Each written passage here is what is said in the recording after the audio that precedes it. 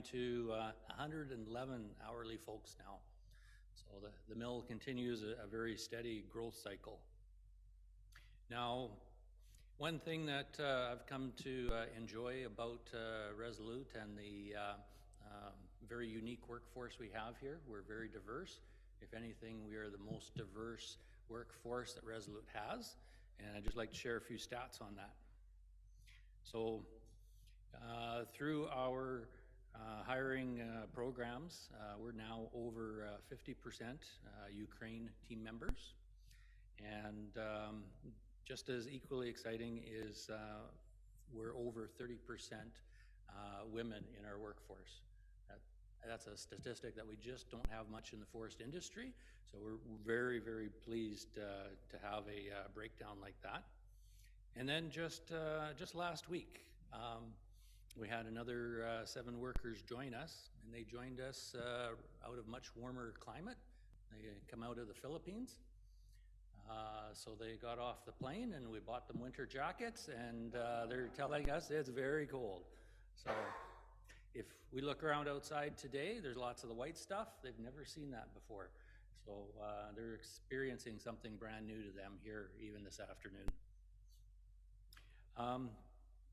Another development for us over the past year, we've hired 3 new staff members, and all members coming to join the community.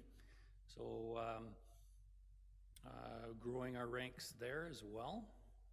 And I need to acknowledge the support given by the town, the Atikokan Economic Development Board, and the good folks out at Quetico that are helping us with the housing of our workers.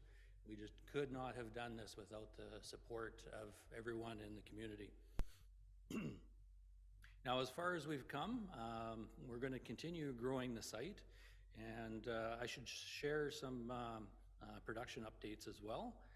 If we take a look at February, everyone knows it was kind of warm unseasonally.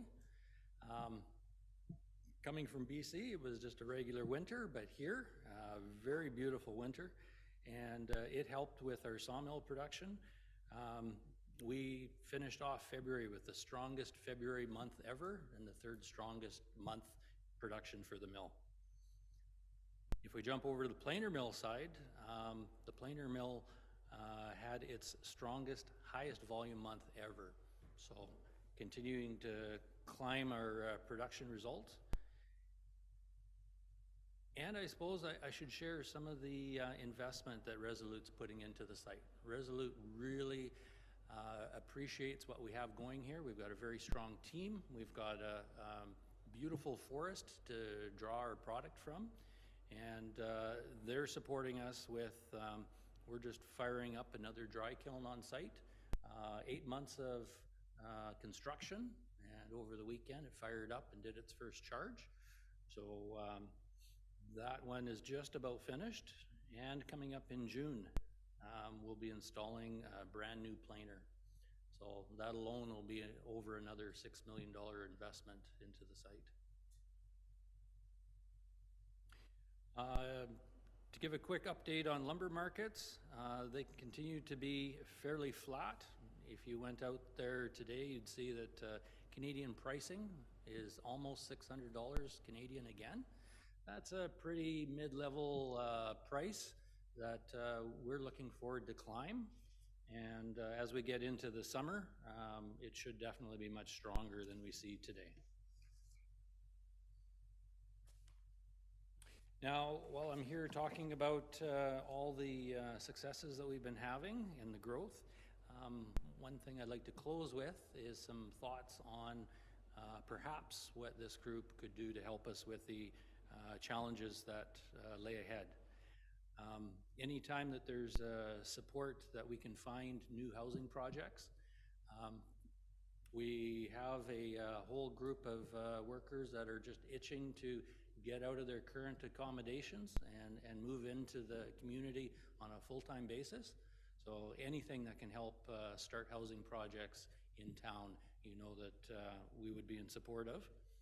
And of course, anytime there's a chance to lobby for changes to the non-resident housing tax.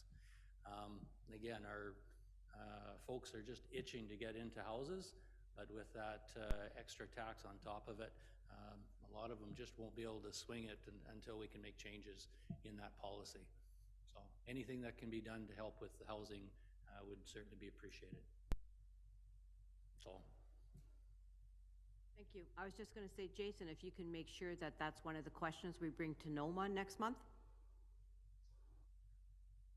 Yeah, that's, so we have before, and it is high on the radar for sure. Thank you. Thank you. When Jason and I speak with our MPP, Kevin Holland, every time we speak with Mr. Holland, we bring that up.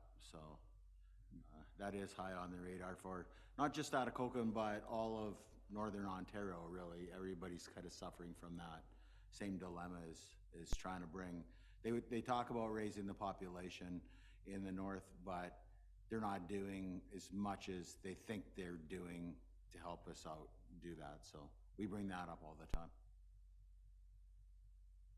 Any other questions? One more question. So on the news this weekend, the government announced that they're going to be reducing to 20% of immigrants coming into the country. How will that affect you, or have you? There will be reductions. They're not speaking to all the folks that are here and actually still looking for work. We know that there's untapped talent, definitely in the Toronto and Calgary areas. And for ourselves, through the group that we have here today, they're enjoying the area, they're liking the work, and they're making recommendations for folks back home. So we currently have more recommendations than we have positions available right now.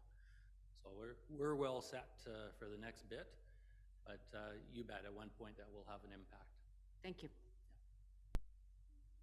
Oh, Councillor, sorry, it looks like Councillor McQuay has a question here. Go ahead. Thank you, Chair Zacharias. I'm actually not a question, more a comment. The non-resident sales tax is, if you guys remember from last year, Brenda from the Learning Center wrote the letter. The Thunder Bay Chamber of Commerce is lobbying, as well as Ontario Chamber. And I believe there was a resolution to go with that. So that might be something that we can look into to pass a resolution in regards to lobbying the government to get rid of it, for especially for our immigrants that are coming through the Rural Northern Immigration Pilot.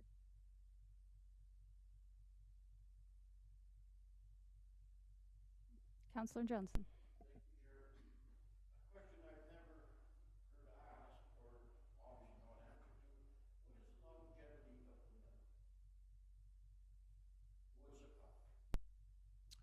Well, our annual cut is based on what we can use in perpetuity.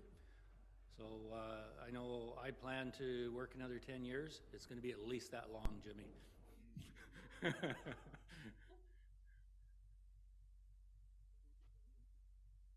There is a lot of underutilized forest in Ontario, and that's been identified as an issue with in Ontario because we're not using the forest. Like there's 2 more pulp and paper mills just closed this year. Big pulp and paper mills, the one in Terrace Bay and one in Espanola. They both shut down. So yeah, there is a lot of, I wouldn't say it's underutilized, but there is a lot of opportunity for, whether that's the key factor or not with Resolute continuing on, but there is, contrary to what people think, there is a lot of forest that's being untapped right now that can be used for economic growth. There must be a certain length that you make it feasible to haul wood to this mill. Absolutely, yeah. Any idea what that would be? Well, my history leads me to believe that about an 8-hour window around a mill is typically what you want to stay within, and that's about the window that we enjoy today.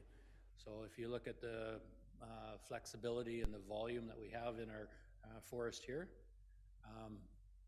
I'm comfortable that the mill is going to continue on indefinitely. Yeah, and I believe Resolute feels that way too when they're bringing investments like this to the mill. Yes, I hate to steal Cor's thunder, but I was told that they're planting the third time around on a forest, so it's been harvested, replanted, harvested again, and now they're replanting since, in the last 100 years. So that's how it keeps, they talk about sustainable economy, and that's how it keeps growing, because they can keep doing that. Councillor Martin? Thank you. Thanks, Coors. So when we talk about housing, obviously, with construction being in the $200 to $300 range or maybe higher, I don't know where it is right now, but I guess it's affected by the price of your lumber. Um, how if people from Ukraine are going to move to town and want to get a house, are they, is that achievable? Those like if it was a new build, like I don't know if you know how financially well off they are or not. But at some point we're going to have to talk about properties in town to develop for new housing builds, and 1,000 square foot home is going to be in the $300,000 range. Is this something that is manageable, do you think, for some of these people? I believe, Gord, on a personal level, my personal opinion, multi-family housing is really going to be the solution. If we can make it affordable, this is a untapped market. I don't know of another town in Ontario where you can purchase a house in the price range that we have, right? So that's where I think long-term, some single-family housing is the way to go, but we have to balance it with multi-family housing. Thank you. Yeah. Any other questions? You have any more, Cory? No, I interrupted you. appreciate having the time to share some of the exciting growth that we're enjoying, and just to be able to come back sometime in the future and share our progress once again. Thank you. So I'm going to ask the question that everybody's thinking, but nobody wants to say it. Are we going to see those new houses built in Atikokan this year? I'm not the person to answer that question, I have to admit. So I'm not going to do so here today. I know that there's a lot of plans coming towards that. We'll hear about that in the near future, absolutely.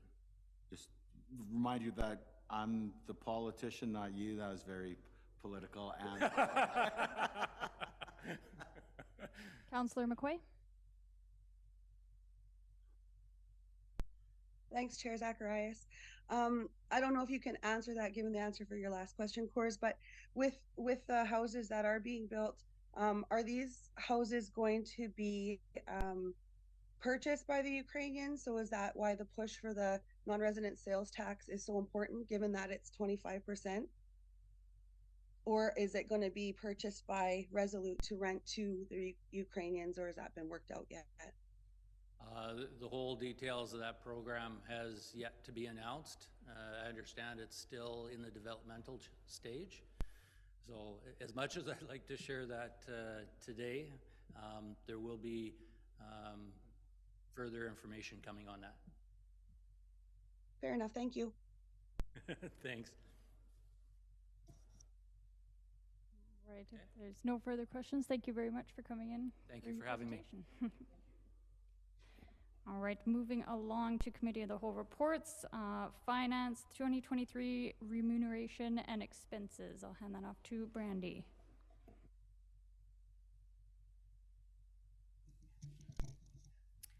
So this is an annual statement of remuneration and expenses required by the Municipal Act. So it doesn't completely represent all of the expenses related to each individual councillor or the associated revenues. It mainly represents the expenses that are directly reimbursed or the remuneration or per diems paid directly to a councillor.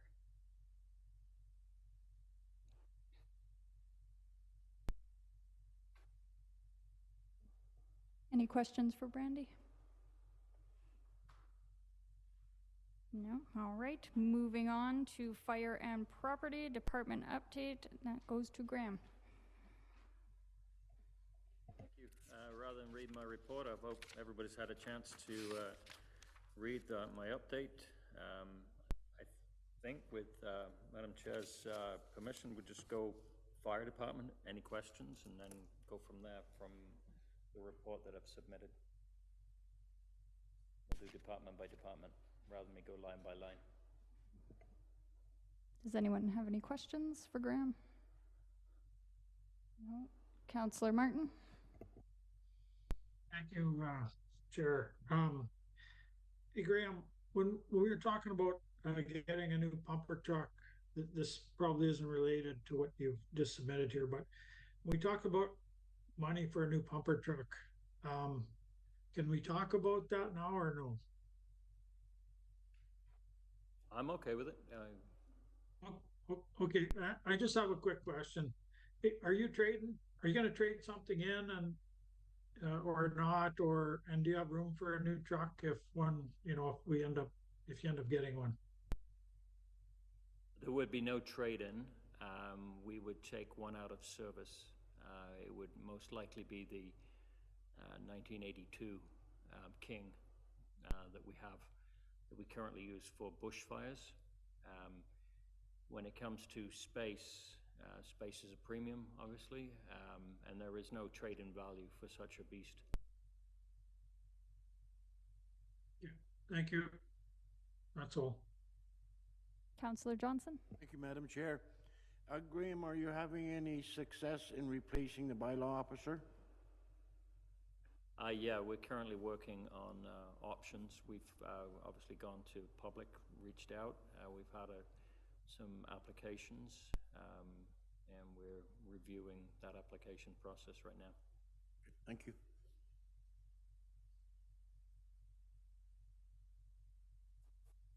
No other questions, then we can move on to item 2, request to merge properties.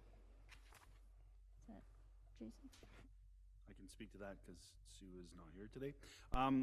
As you, I think, are aware or may not be aware, when somebody owns 2 properties next to one another, if they want to build across those property lines or build, let's say, just a garage without a residential structure, essentially we need to lock those lots together. We do that through a merger agreement or a deeming bylaw, as we used to call them. This is such request.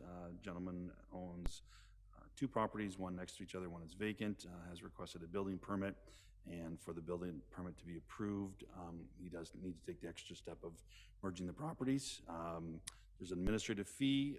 We come to you guys, and if there's no issues, we draw up an agreement, and our lawyers actually register that on title so that in the future that lot cannot be conveyed individually.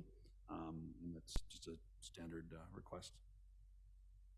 So if there's no questions about that, then we will have a resolution brought forward. Bylaw, sorry, at the next meeting. Okay. Yep. Any questions for Jason? Just one thing to make it clear, that this person owns both lots already, right? Correct, yes. Okay. Yep.